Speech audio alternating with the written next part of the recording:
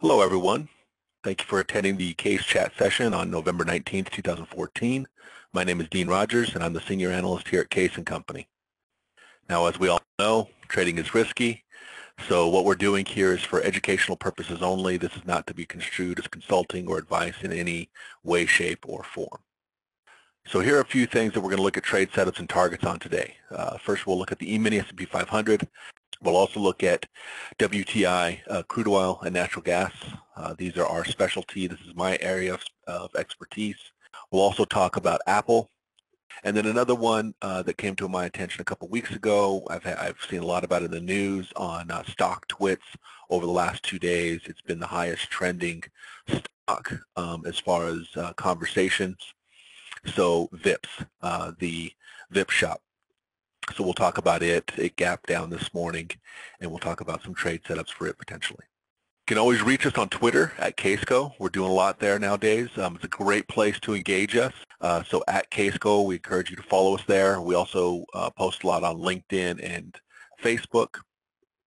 You can always email me too, dean@kaseko.com, if you have any topics of discussion that you would like me to cover in the weekly chat sessions, or if you guys have any comments or questions. We also do a lot of posting on our blog on the kaseko.com website, and the KaseStatWare.com website is full of educational resources.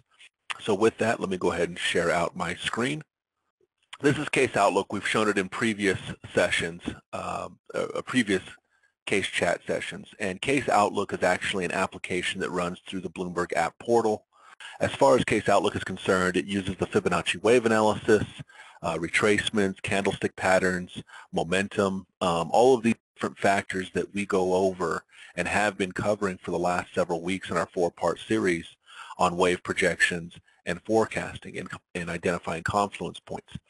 Now, Kase Outlook does take it to the next level in the sense that it assigns some probabilities and a direction. Now, keep in mind, these probabilities are really just a guide, and this is something that Cynthia and I are working to improve as we move forward. But it does give us a good indication as far as the directional bias and whether or not the market's overbought or sold, and what the probabilities are for meeting various targets. So the first market that we'll look at here is the E-mini S&P 500. 82% probability right now of continuing to move up, but it is an overbought territory. That's what this half gray green arrow is telling me. And so, you know, even though it has a high probability to continue to move up, the market's warning us, or Kase Outlook is warning us, based upon momentum indicators and other factors that it looks at, that the market may be reaching a stalling point here very soon.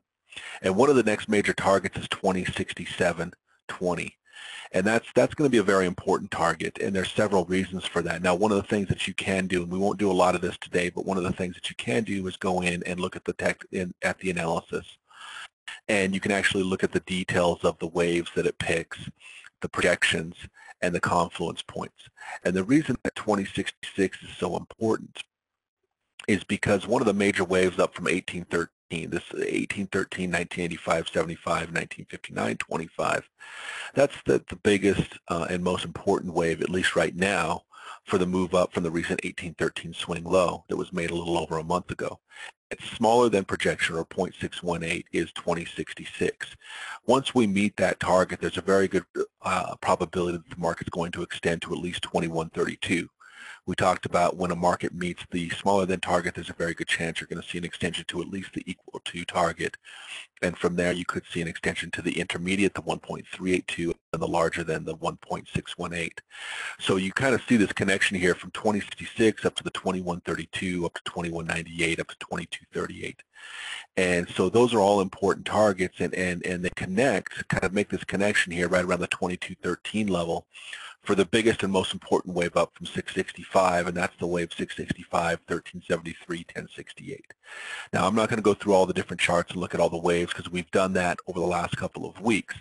But we can see right now that there's a very clear connection that gets made up to this 2213, kind of 2238 level, but that connection starts through this 2067, and that's, again, the smaller than target for this wave up from 1813.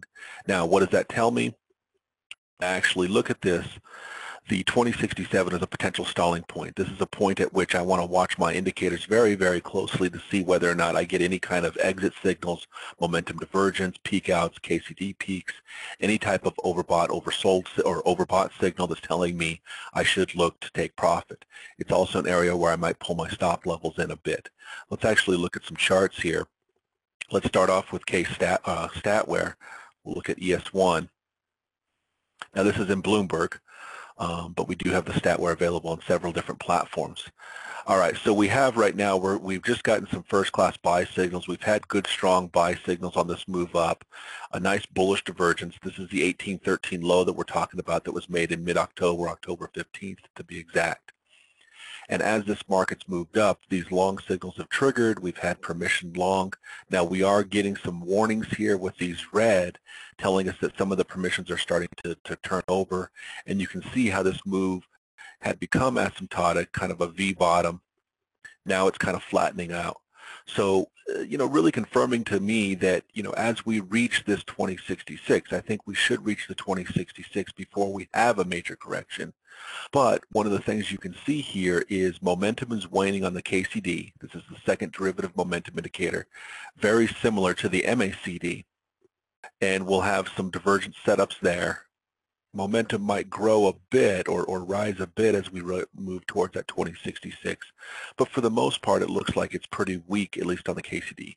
The peak oscillator momentum is still rising. It isn't quite in overbought territory yet, but it is rising. It's not real strong comparatively speaking, but it's actually pretty good, right now. So I'm confident that this market's going to still continue to move up. If I'm long, I'm staying long. If I'm not in the market, if I'm not participating, if I want to get long, it's more than likely going to be a short-term type of trade. I probably need to monitor that on intraday charts, carry and keep tight stops, because we are going to reach a point here within the next 25 to 30 points. Now that's a pretty good move, all right, but nonetheless, we will reach a point here as this market extends towards that 2066 over the next several weeks, where we could see a big pullback. So I'm getting a question here. If you're trading on the daily, what time frame are you looking at for exit signals as it closes to 2066, hourly or what? So Brandon's asking that question. That's a great question. I'm looking at the daily chart here, and really what I'm going to be doing is I'm going to be monitoring for exits on the chart where I can carry the most risk. Now, we've talked about this in the past in previous case chat sessions, and we will talk about it again in the future. But generally speaking, you only want to carry trades on the longest bar length, or the goal really is to carry a trade on the longest bar length possible where you can afford the risk. That risk is determined by the dev stops or by some stop measurement or some measurement of volatility that you're using. Now we use our dev stops. So what we would call our normal monitor. Now I'm showing the E-mini on the daily chart because it's just kind of the most common chart to talk about. I'm not saying that somebody should be trading on the daily chart. What I'm showing is right now on the daily chart, just because it's kind of the common, it's the most natural time bar, right? It's the most natural time, a daily cycle. It's a good way to get a general assessment of the market. But right now, just looking at this daily chart, what I'm trying to do here is just kind of give an overall assessment of what I'm seeing this market doing, where we think it can go, and where the big stalling points are. If you're an intraday or day trader, you are probably going to be taking several trades, if not more, as this market moves up to 2066. What I'm really seeing right now on this chart is that the next major resistance level and the potential stalling point where we could see the next crucial retracement is going to be 2066. And that's the level that I see making the connection up to that, 2000, or excuse me, the 2100 and 2200 levels that we had seen in the Kase Outlook. Does that answer your question, Brandon? So we can see the connection. It was 2066, 2067 up to the 2100, 2148, 2213, and 2238. These two were the big targets because they're the long-term, the 2213 is the crucial target on the weekly chart, up from the lows that were made back in 2009 for that biggest and most important wave. And then the 2238 was the 1.618 projection for the wave up from 1813. 2067 was the smaller than, 2100 was the equal to. All right, now we've got support here at 2005, 1962, 1933. The 1962 is really the key level right now as far as support is concerned. If it gets below that, then we may have a major correction underway. But until then, I think any kind of move down is going to be corrective, and we're more than likely going to see this market continue to try to extend to 2067. And that's not to say that we're not going to have a correction first, but we should see that. As far as the KaseX indicators are concerned, right now on the E-mini, really not a lot going on. We had a nice, strong, pierced triangle here, or pierced dart. That was a buy signal right as the market was coming up off of its low. Very good indication to get in. This again is on the daily chart. Intraday or day traders it would be a much different picture. But for the most part, we've been long. We're continuing to be long. We've got our stops held. You can see that 1938 level right in this area. That's going to be our key stop level right around this 1933. The 1962 is right in there as well. All right, so let's take a look at crude oil now. As far as crude oil is concerned, crude oil has been on this tear over the last several weeks. And one of the things that we saw on Friday was, this past Friday, which was Friday? The 14th. The market met a very, very significant target for both the December and January contracts, right around 73.50. This was a level that we've been talking about in our analysis for weeks and weeks and weeks. It's a very, very important target because of two reasons. One, it's a potential stalling point. All right, you guys have heard me talk about it in the past. A buddy of mine from Bloomberg tweeted about it yesterday. You don't want to try to catch a falling knife, and I agree. But what we can say is, in crude oil, for instance, it's a falling knife right now. We can look for potential stalling points, but we don't want to try to call the bottom because that's just dangerous, and you're more lucky than you are good if you call it. The market recovered pretty significantly on Friday and closed above the midpoint of Thursday, giving us some indications that we might see a correction for the January contract up towards the $78 level before the move down continued. However, that has kind of been a bust so far. And what we've seen, the market start consolidating in a sideways pattern for the past few days. Again, we're looking at a daily chart here. All right, so here was Thursday's move down. Here was Friday. We met that 73.50 target. 73.22 was the swing low. Market never really closed below the 73.50 level. We saw a bounce, close above the midpoint of Thursday. It gave us an indication we could see a move up towards the $78 level, which is right around the dash one, or the first stop level, before we see a continued decline. However, market has backed off and is trying to continue to move down. So at this point, we're more than likely going to be short. And this is really something that, on the way down, we've got some bounces. If you're an intraday trader, again, you're going to be looking at different charts. But on the daily chart, you can see it's been a pretty clear move down. If we look at StatWare, it's very clear that the bias has been negative. I mean, the market's been falling, right? But you can see that there's been a strong downward bias with the pink dots. Now, we've had some consolidation periods where we get second-class long signals. These are the light cyan color or light blue color. But for the most part, the majority of our move down has been pretty strong, these darker pink. And but you can see as we're in this area, again, potential stalling point, potential stalling point. Here's what we're looking at right now. I'm not going to hold my breath. I'm not going to wait on $78. I thought there was a pretty good chance for it going into the weekend, but the way that this thing has played out over the last few days, I'm not going to hold my breath.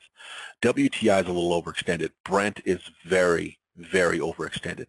Now, generally speaking, you will see in a strong down market like this, you will see markets overshoot the Fibonacci wave projections. Okay, that's been my experience, especially in energy, natural gas, crude oil, and really honestly in anything that I look at, it does it. It'll overshoot these targets, but very soon thereafter you will have significant corrections.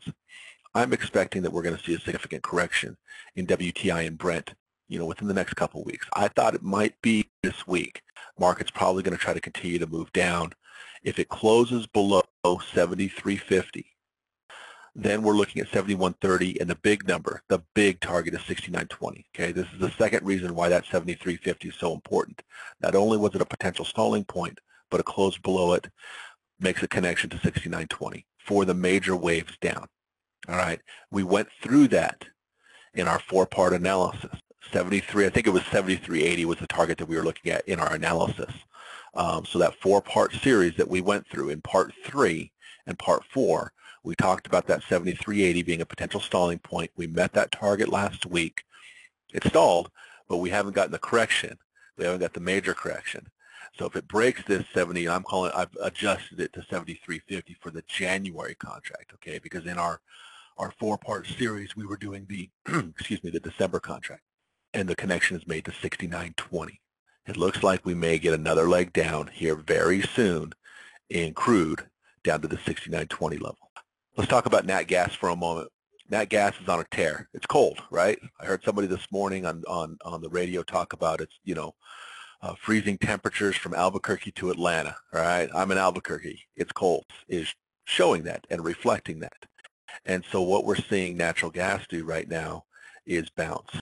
Natural gas just did not want to do much. Traded in this sideways consolidating range, broke to the downside, made a low of 362. This is actually for the January contract, so the low was 3707.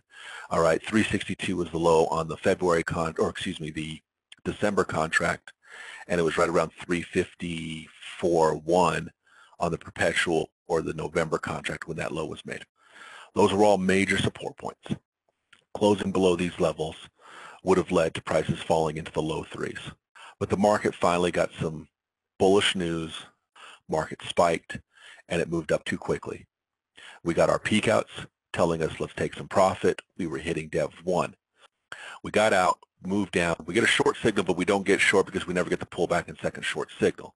All right, so saved us from getting short on what ended up being a correction. Market moved down, filled this gap at 403. That was also the 62% retracement of the move up. Held it, more bullish news, more cold weather. So the fundamentals are being reflected in the technicals right now, in the chart, and we're seeing a very strong move again this morning. Great move up. Looks like we're going to make a new high. Question that comes into mind with natural gas right now is how far and how fast. The next target is going to be right around 462. All right, this is going to be a very important target because if it gets above 462, we really should start to see it move towards $5. That's going to happen over the course of the next several weeks, in my opinion. Now, $5 is something that, that's a key threshold because if it gets above 5, you're really looking at a situation of how high can this market go. That's going to be the question that traders are going to start to ask. But right now, there's some key levels that we have to overcome. I think that there's about a 68% chance within the next week or so of closing above 462. That should connect to 473, 486, and then the key level is going to be 497. All right, we're giving that about a 50% probability right now. Support right now, 438 and $4. We can see right in this area, right here, right around this 420. It's not reflecting the numbers that I put in there a little bit earlier. So right around this 420 area, there's a gap that's also right around the 62% retracement, which is around 425. That's going to be the key support level. Okay, if it closes below that, probably try to get a move down towards 4. All right, so right now, bullish so far, E-mini, bullish crude oil, bullish natural gas. We're also bullish Apple. All right, Apple's looking like its next target's 116.28, 118.24, 120. One of the cool things, I'm going to bring up a TradeStation chart for this one.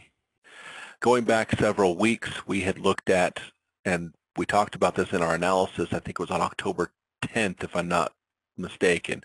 I could be wrong about that, but right around October 10th, the market, Apple, was trading in this sideways symmetrical triangle. Market came down, had a false breakout to the downside, Bullish divergence on the KCD. That was a good strong indication that this was a false breakout. Market comes back up as it's testing its resistance, okay, as it's testing its breakout point, the lower trend line of the symmetrical triangle. We get a buy signal on StatWare, and the market starts to move up from there. The projection for this symmetrical triangle, which is taken by the maximum width of the symmetrical triangle, and we're adding that to the midpoint, all right, to the apex. When we add that, that target was 108.76, and you can see how perfectly that played out. As it broke higher, you get the move to 108.76, okay, and you guys can go back. You can check our Twitter feed. You can go back and watch previous chat sessions. We talked about this well before that market met 108.76, okay? Before even this false breakout, we talked about it. That was our target all along. Market met 108.76, stalled. Look at how perfectly it stalled there, and then broke higher again, long signal on the breakout, and we're continuing to move up. So we are bullish still, Apple. The next major resistance level that we're going to be looking for, again, is going to be right around this 116 level, 118, and 120. All right? We've also got support right around 112.50, 111.50, and 110.15. All right, and then finally, the last one that I want to talk about here is VIPs. Now, VIPs has been interesting because it's been the highest trending stock in stock twits. For those of you that aren't familiar with stock twits, it's kind of like a Twitter for stocks or for the markets. And so I'm pretty active on there. A lot of the traders I know and work with are active on there. So it's a great little site. And one of the cool things is they kind of have these heat maps where you can go through and see what people are talking about, get some sentiment, and see what's hot, what's a hot topic. And right now, VIPs has been, for the last 2 days, the highest trending. You know, VIPs is VIP Shop. I think it's a Chinese online retailer, marketing, or a fashion retailer, if I'm not mistaken. I could be wrong about that, but the little research that I've done, that's what I have found. But as far as the charts go, I've been watching this one for a couple of weeks, and because a colleague of mine asked me to. And you know, one of the things we looked at was, you know, it had a good strong move up. So let's bring up StatWare here. All right. And so VIPs had this nice strong move up, and then a couple of weeks ago, we got this bearish signal. All right, bearish divergence on the KCD. We also got a peak out on the peak oscillator. That was confirmed, but we didn't hit Dev 1. The market went on and made a slightly new high, but really, you know, the high here is 24.80. The prior high was 24.62. So you almost got a double top there.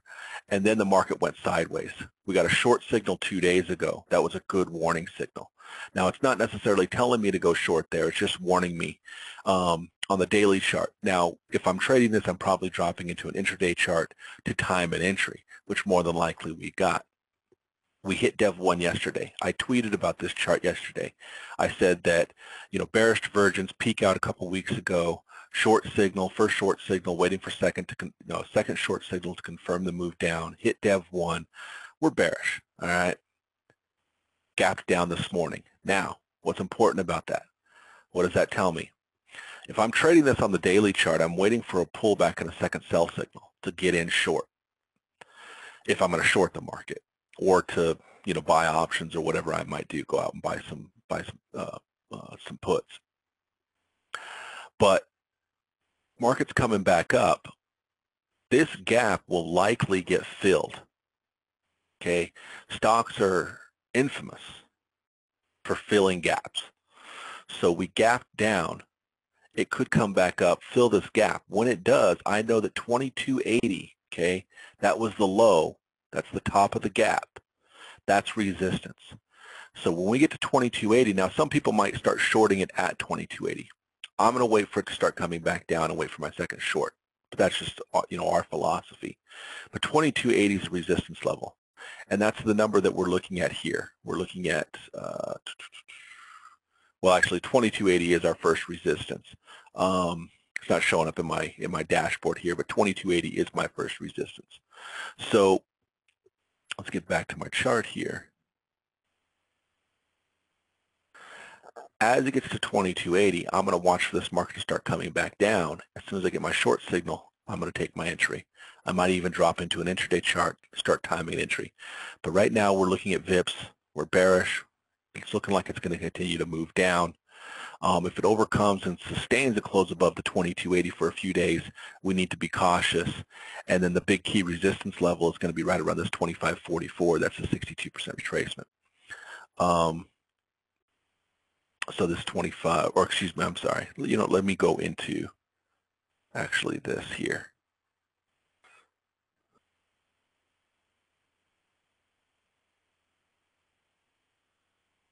All right, so we're looking at 2280 is our first resistance. 2436 is going to be pretty crucial because if we look at the retracements on the chart, 2436 is actually the 62% retracement. I correct myself there. And then that connects up to the 2544 as an actual projection. All right. So right now, as far as VIPs is concerned, we're bearish. It's looking like this market's going to continue to move down. If we look at that chart on KaseX,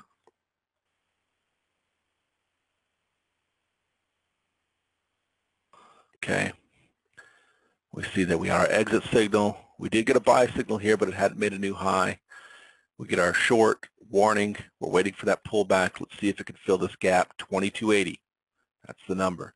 Gets to 2280. If we start to come back off, if we can get one of these purple signals, that's going to be a good, strong indication.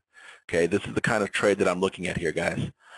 We got this gap up. Okay, this is just the opposite, but we had this gap up on VIPs going back into March. Market came down, filled that gap, but you can see here that that was a pretty good, strong support level. Let's draw a line in here. All right, that for the most part held on a closing basis. We closed below it maybe 1 day, 2 days, okay, held that area. We got these buy signals, and then the market moved up from there. Okay, so I'm looking for the same type of setup where this 2280 resistance level is going to be the area that I'm going to watch very closely, and if I can get my sell signals, my second sell signals, purple on KaseX, that's going to be the area that I'll short it. All right. So hopefully some of these trades will, trade setups will help you guys look for some opportunities, give you some ideas of how to combine your forecast and your analysis and your indicators so that you can make some good trade decisions. If you guys have any questions, comments, again, follow us on Twitter @KaseCo. You can always email me too, dean@kasego.com.